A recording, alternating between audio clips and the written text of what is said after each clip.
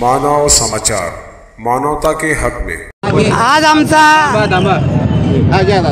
आज आमचा रास्ता रोको आंदोलन करण्याचा मुद्दा आहे की विशेष अधिवेशन बोलून त्यांनी 20 तारखेला जो काही आम्हाला 10% त्यांनी जाहीर केलं ते मनोज जरांगे दादा पाटील यांना मान्य नसून त्याकरता त्यांच्या उपोषणात त्यांच्या रास्ता रोकोच्या ह्याला पाठिंबा देण्याकरता आम्ही आज 24 तारखेचा पायदंडा पाडलेला आहे। आणि हा आमचा विषय असा आहे की मनोज दादा जरांगे पाटील यांचं वारंवार सांगणं होतं महाराष्ट्र शासन सरकारला की आमचे सगळे सोयरे आणि नाते गोते यांच्या माध्यमातून आम्हाला आरक्षण मिळावं, परंतु सरकारने मध्येच अल्टिमेट काहीतरी काढून 10% आम्हाला जाहीर केलेलं आहे। तर ते आम्हाला जरांगे पाटलांना आणि सकल मराठा समाजाला मान्य नसून याकरता आजचा रास्ता रोको आंदोलन केलेलं आहे। यामध्ये अनेक समाजाचे जे ज्येष्ठ नेते आहेत ते या कार्यक्रमाला उपस्थित नाही, काय म्हणतात? आता आम्ही शिवाजीनगर तर्फे जाहीर केले सर्व समाज बांधवांना समस्त जळगाववासियांना जय शिवराय। आमच्या वारंवार आम्हाला आंदोलनाची गरज करायला लागत आहे, याची दखल सरकारने महाराष्ट्र सरकारने घ्यावी आणि जे आम्हाला सगळे सोयरेच्या माध्यमातून जे आरक्षण पाहिजे होते सगळे सोयरे कायदा लागू व्हावा तो लागायलाच पाहिजे असं आमचं म्हणणं आहे। आणि पूर्णतः आम्ही सकल मराठा समाज मनोज दादा जरांगे पाटील यांच्या मागं ताकदीने उभे आहे।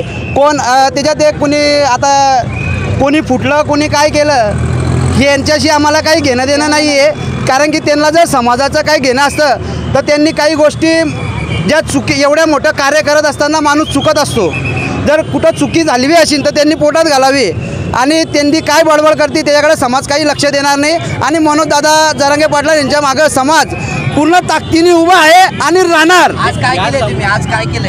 आज आम्ही जसं मनोज दादा जरांगे पाटलांनी जे आदेश दिलेले होते त्या आदेशानुसार आम्ही रस्ता रोको आंदोलन करत आहे, परंतु कोणत्याही शालेय विद्यार्थ्यांना किंवा कोणत्याही ॲम्ब्युलन्सला कोणत्याही वयस्कर माणसांना दवाखान्यात जाणाऱ्या लोकांना त्रास न होणार अशा प्रकारे आम्ही आंदोलन करत आहे।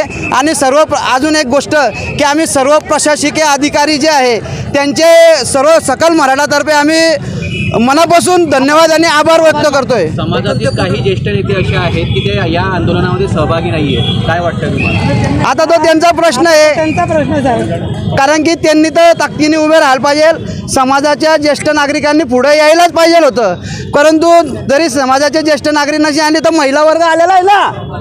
आज शेतात जाणारा शेतातले कामं बुडवून काय कामाला कुणी शेतातल्या कामाला जातं, कुणी धुणे भांड्याच्या कामाला जातं आहे, कुणी कुठं जातं आहे। आणि सर्व छत्रपती शिवाजीनगरमधील सर्व बहुसंख्य समाज सर्व जाती समाजाचे लोक या आंदोलनामध्ये सहभागी आहे। आपण सर्वांना दिसून राहिलं आहे आणि सर्वांना माहिती पण आहे। मुस्लिम समाज पण त्यांच्या सोबत आहे। माझं नाव विजय लक्ष्मण बांदल आणि जय महाराष्ट्र परमपते। आणि मी एक सांगते की मराठा आरक्षण याच्यासाठी आम्ही आंदोलन केलेलं आहे।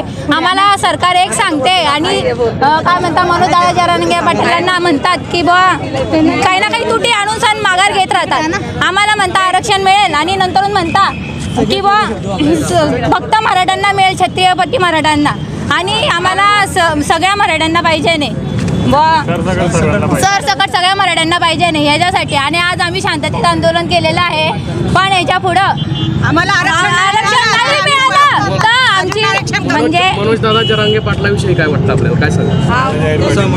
आम्ही त्यांच्या संघ सहमत आहे की बा मनोज दादा जरांगे पाटील हे आमच्या हक्कासाठी उभे राहिलेले आहे। त्यांचा खूप आम्हाला आदर आहे आणि आम्ही त्यांच्या पाठीशी आहे। माझं नाव गायत्री दत्तात्रय बांदल, मी शिवाजीनगरमध्ये राहते।